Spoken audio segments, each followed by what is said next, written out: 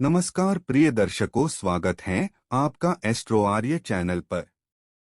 ओम नमः शिवाय जय बागेश्वर धाम सरकार हर हर महादेव। दोस्तों, स्वागत है आप सभी का आपके अपने चैनल पॉजिटिव थॉट्स। महीना चल रहा है, ऐसे में हर कोई भगवान भोलेनाथ को खुश करना चाहता है।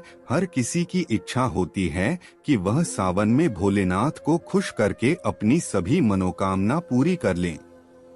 पर कई बार आप लोग कुछ ऐसी गलतियां कर देते हैं या कर बैठते हैं जिससे शिव क्रोधित हो जाते हैं। और यह तो आप सभी जानते हैं कि शिव भोले हैं तो उनका क्रोध भी विनाशकारी होता है। इसलिए अगर आपने या आपके घर में किसी ने व्रत रखा है या आप सावन को पूरे विधि विधान से पूरा करना चाहते हैं तो आज के इस वीडियो में जो बातें बताई गई है उनको ध्यान पूर्वक सुनकर समझ लें। दोस्तों, सावन में कई ऐसे काम होते हैं जिनको करना वर्जित माना गया है। दोस्तों, अगर भोले बाबा की कृपा हो जाए तो कल भी आपका कुछ नहीं कर पाएगा, क्योंकि कालों के भी काल महाकाल। इसलिए अगर आप भी महादेव की कृपा पाना चाहते हैं तो सच्चे दिल से कमेंट बॉक्स में लिखें हर हर महादेव, ओम नमः शिवाय और एक लायक जरूर करें। दोस्तों, सावन में या सोमवार व्रत में क्या खाएं क्या नहीं खाएं, सावन में लहसुन प्याज खाएं या नहीं, व्रत में नमक खाएं या नहीं, कौन सी गलती नहीं करनी चाहिए, पति पत्नी को दूरी क्यों बनाना चाहिए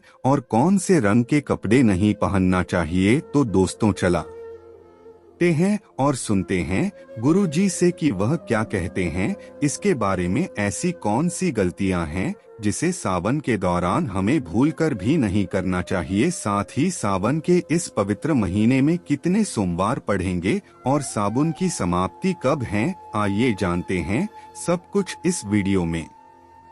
दोस्तों, सावन का महीना कोई मामूली महीना नहीं होता है। यह महीना साक्षात एक ऐसे प्रेम की सौगात लेकर आता है जो कि भक्तों को बड़ी बेसब्री से इंतजार रहता है। सावन का महीना इतना पवित्र होता है जिसका आप अंदाजा भी नहीं लगा सकते। सावन का त्योहार भारत में तो मनाया जाता है, लेकिन क्या आप जानते हैं विदेशों में भी सावन का पवित्र महीना बड़ी जोरों शोरों के साथ और खुशी के साथ मनाया जाता है। वैज्ञानिक मानते हैं सावन में प्रकृति आपस में बातें करती है और वातावरण सुगम हो जाता है, हरियाली की उत्पत्ति होती है और नए नए बीज उगते हैं और वर्षा आदि होती है। इस मौसम में हरियाली साक्षात महादेव का स्वागत करती है और महाद्वीप से बातें करती है।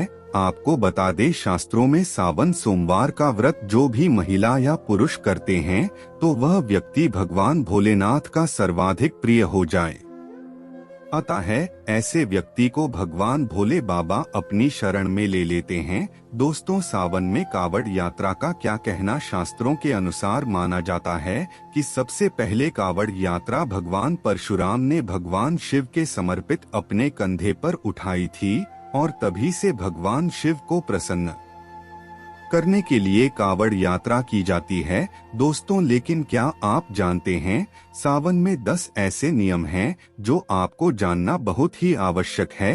अगर इन नियमों का पालन अगर आप अपने जीवन में नहीं करते हैं तो आपको भगवान शिव के क्रोध का सामना करना पड़ सकता है। आपका पूरा परिवार गरीबी, निर्धनता और बर्बादी का सामना कर सकता है।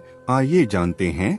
तो सबसे पहले जानते हैं सावन सोमवार व्रत की तारीख। पहले सोमवार का व्रत 10 जुलाई, दूसरे सोमवार का व्रत 17 जुलाई, तीसरे सोमवार का व्रत 24 जुलाई, चौथा सोमवार व्रत 31 जुलाई, 5 व्रत 7 अगस्त, छठा सोमवार व्रत 14 अगस्त, 7 वहां सोमवार व्रत 21 अगस्त और 8वां सोमवार 28 अगस्त को रखा जाएगा। दोस्तों, अब जान लेते हैं सावन सोमवार के व्रत में क्या खाना चाहिए और क्या नहीं खाना चाहिए। अगर आपने सावन सोमवार का व्रत रखा है तो आप इस दिन सात्विक भोजन ही करें। यह निर्जला व्रत नहीं होता, इसलिए इस व्रत में सेंधा नमक से बनी चीजें खा सकते हैं। अगर आपने फल खाने पर संकल्प लिया है तो नमक भूल कर भी न खाएं, आप फल वगैरह ही खाएं और कुछ मत खाना। व्रत में बाहर का गन्ने का जूस मत पीना।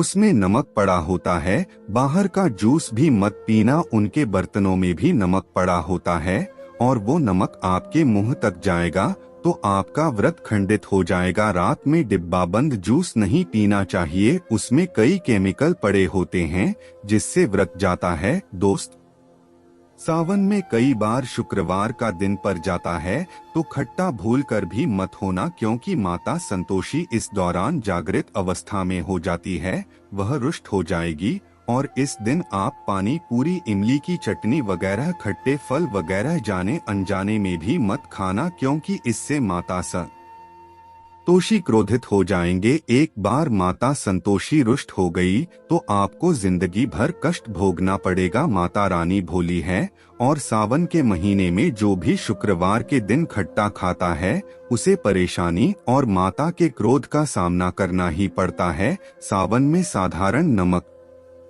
फलों पर लगाकर या अमरूद के बीच में भरकर भूलकर भी नहीं खाना चाहिए। आप नमक फलों पर लगाकर खा सकते हैं। सावन के व्रत में चाय आप पी सकते हैं, लेकिन चाय में नमक मत डालना, इससे हड्डियां गल जाती हैं। सावन के व्रत में दूध नहीं पीना चाहिए, इससे भगवान शिव क्रोधित हो जाते हैं। सावन में हल्दी मिलाकर दूध पीने से भयंकर श्राप लगता है। सावन में बच्चों को दूध पी लेना चाहिए, पर घर में बड़ों को दूध नहीं पीना चाहिए। यदि सावन का व्रत अगर आपने मीठा रखा है तो आप खीर पराठा या दही पराठा खा सकते हैं। आप चाहे तो नमक से बने आलू के पकवान खा सकते हैं। आलू की सब्जी कुट्टू के आटे की रोटी के साथ खा सकते हैं, लेकिन आटा ध्यान से देख लें, पुराने आटे में कीड़े पड़ जाते हैं जिससे आपका व्रत खंडित हो सकता है।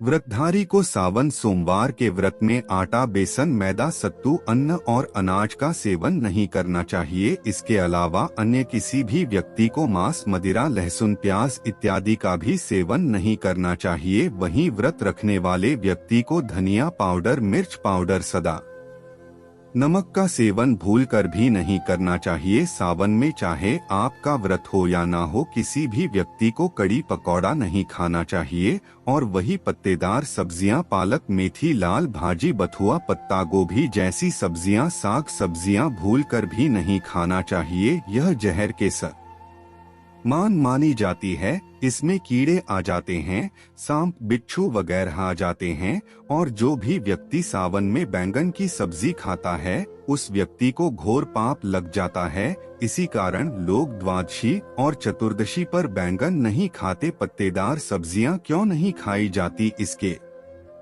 पीछे एक कथा है, मैं आपको बताऊंगा। दोस्तों, सावन के पवित्र महीने में कौन सी गलतियां नहीं करनी चाहिए। यह गलतियां पाप का भागीदार तो बनाती है, साथ ही साथ ऐसा व्यक्ति नर्क में अटका रह जाता है। सावन में घर के सभी लोगों को सुबह जल्दी उठना चाहिए और जितना जल्दी हो सके कम से कम पहला सावन स्नान अवश्य करें। परिवार में सबको स्नान करना चाहिए। यदि कोई बीमार है तो उस पर गंगा जल के छींटे मारते सावन में किसी भी गरीब का अपमान न करें। क्या पता उस गरीब के रूप में भगवान शिव हो, क्योंकि भगवान शिव सावन में अपने भक्तों की परीक्षा लेने आते हैं। सावन में देर तक सोने वाली महिला का पति बर्बाद हो जाता है और उसकी मृत्यु निकट भविष्य में जल्दी हो जाती है। इसलिए पति के उठने से पहले सावन में हर स्त्री को जल्दी उठ जाना चाहिए। इसलिए पति के उठने से पहले सावन में हर स्त्री को जल्दी उठ जाना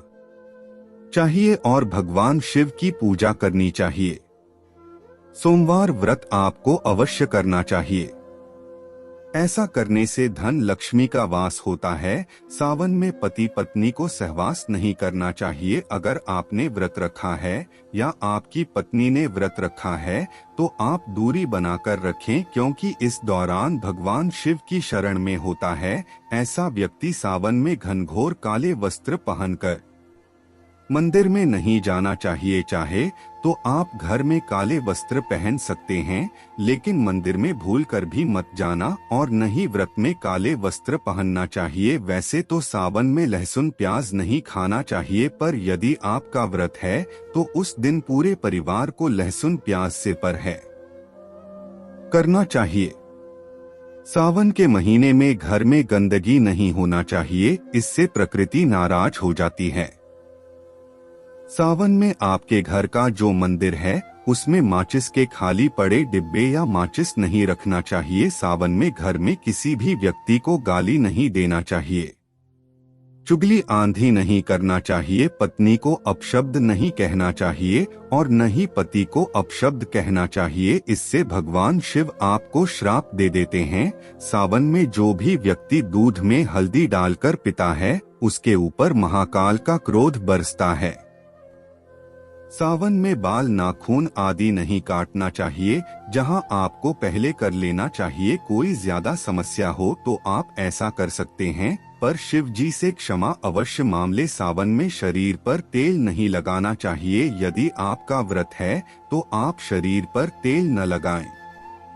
पिता का सम्मान करना चाहिए, क्योंकि माँ माता पार्वती और पिता भगवान शिव को माना जाता है, इसलिए माता पिता में इन दोनों का वास होता है। माता पिता का आदर करने से भगवान शिव और माँ पार्वती प्रसन्न होती है। सावन में देवी देवता से जुड़ी कोई भी चीज कभी किसी को मत दे, नहीं तो भगवान शिव आपके घर से सदैव के लिए चले जाएंगे। दोस्तों, आप जानते हैं सावन के इस पवित्र महीने में शिवलिंग पर कौन कौन सी चीजें नहीं चढ़ाना चाहिए जिससे आपको पाप न लगे। शिव पुराण के अनुसार शिव भक्तों को कभी भी भगवान शिव को तुलसी, हल्दी और सिंध दूर सहित 6 वस्तु नहीं चढ़ाना चाहिए। पौराणिक कथा के अनुसार केतकी के फूल ने ब्रह्मा जी के झूठ में साथ दिया था, जिससे नाराज होकर भगवान भोलेनाथ ने केतकी के फूल को श्राप दिया। इसलिए केतकी का फूल शिवलिंग पर नहीं चढ़ाया जाता और वहीं नारियल का पानी भी शिवलिंग पर कभी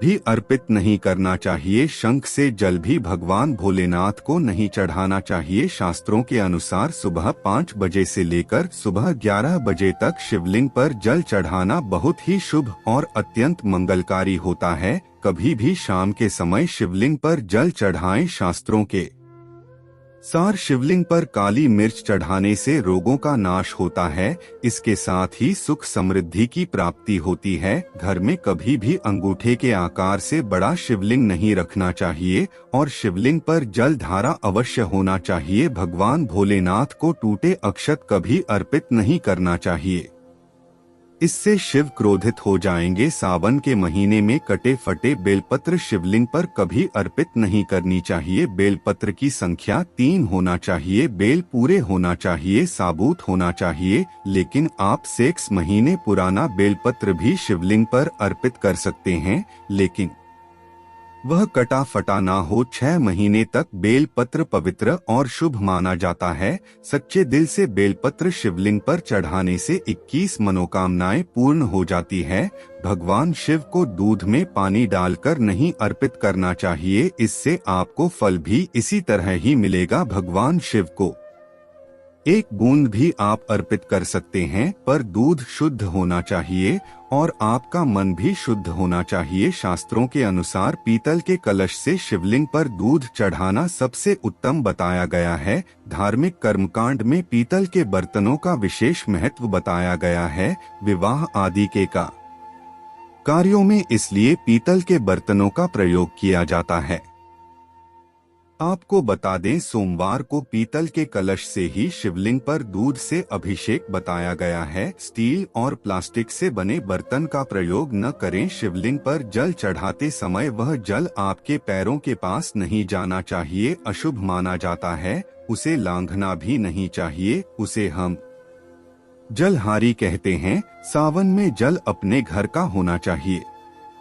मंदिर से जल भरकर मंदिर में ही अर्पित नहीं करना चाहिए, इससे आपका भाग्य खराब हो सकता है। दोस्तों, सावन में यह चीज खा लेने से दुनिया की कोई भी ताकत आपको धनी होने से रोक नहीं पाएगी। मैं ईश्वर की सौगंध करता हूँ, अगर आपने सावन में यह चीज खा ली तो करोड़पति होते देर नहीं लगेगी, लेकिन सच्चे दिल से ही खाना है। आइए जानते हैं, सावन में शिव भक्तों को शिवलिंग पर चढ़ा हुआ प्रसाद के रूप में धतूरा जरूर खाना चाहिए। इससे आपको ज्यादा नहीं खाना है, बस अपनी जुबान पर हल्का सा टच करना है। ज्यादा खाएंगे तो आप बीमार पर जाएंगे, इसलिए बस दर्ज कर लें। आप देखना आपके अंदर सकारात्मकता का संचार होगा और आपको धनी होने से कोई नहीं रोक पाएगा। दूसरा है बेलफल। बेलफल प्रसाद के रूप में खाने से माता पार्वती के साथ साथ भगवान शिव की कृपा बरसेगी और समस्त 33 कोटि देवी देवता आपको धनवान बनाएंगे। बस ये चीज आपको खाना है और आप खुद देखना, आपको धनी होने से दुनिया की कोई भी ताकत रोक नहीं पाएगी। दोस्तों, ये सब जो हम आपको बातें बता रहे हैं उनका हिंदू पुराण में आपको साफ साफ प्रमाण मिल जाएगा। इसलिए दोस्तों, अगर आप भी पुण्य कमाना चाहते हैं तो इस वीडियो को अपने सभी हिंदू भाई बहनों के साथ जरूर शेयर कीजिएगा ताकि सभी अपनी समस्याओं से निजात पा सकें। और अगर आप भी किसी समस्या से परेशान हैं तो हमें कमेंट में लिखकर बता सकते हैं। हम पूरी कोशिश करेंगे आपकी समस्या